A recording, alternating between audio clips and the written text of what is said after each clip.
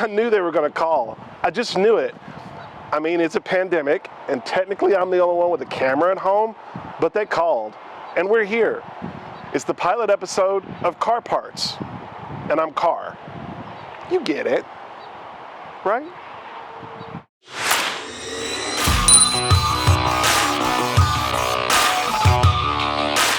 This show will be dedicated to builders, the parts they're using, and the tips and tricks that they're willing to share. Let's get into it. What's up, everyone? My name's Keenen LaCour. I'm from Corpus Christi, Texas, and what you see behind me is my 2003 Lancer Evolution 8. And one thing I wanted to share with you guys today is just a tech tip, because I know many of you car enthusiasts like myself, you know, might race y'all's cars, take it out for fun drives and whatnot. And I want to share with you guys one thing that I always do before taking my car out to race, and that is just to check the things that are overlooked on the suspension components. So let's check it out. One of the many things I look at on the suspension components is just making sure the coilovers are nice and tight. And one of the most important things is the condition of your tie rods, which, as you can see right here, what I noticed the last time I inspected it is that this one's torn. And also the ball joints, which you can see this one as well is torn.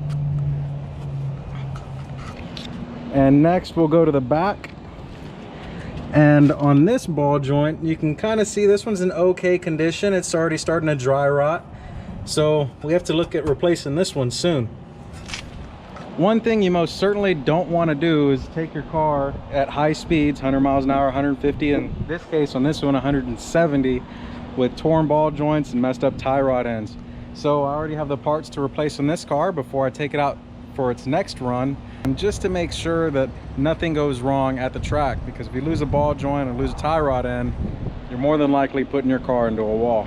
It takes less than 5 minutes to put the car on some jack stands, pull the wheels off, just inspect those little things that you can't really see just from looking at it from the outside. And I can almost guarantee that you'll be appreciative whenever you find something like that before you take your car out on your next spirited run. It was good seeing you guys, and I'll see y'all at SEMA. So that's it. The first episode is in the books. Now maybe you have a tip, a trick, or a part that you're using that you'd like to share with us. Well, we'd love that. Just send the clip right here to this email address.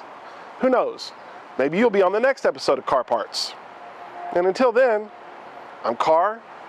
This is Carr Parts. Keep building.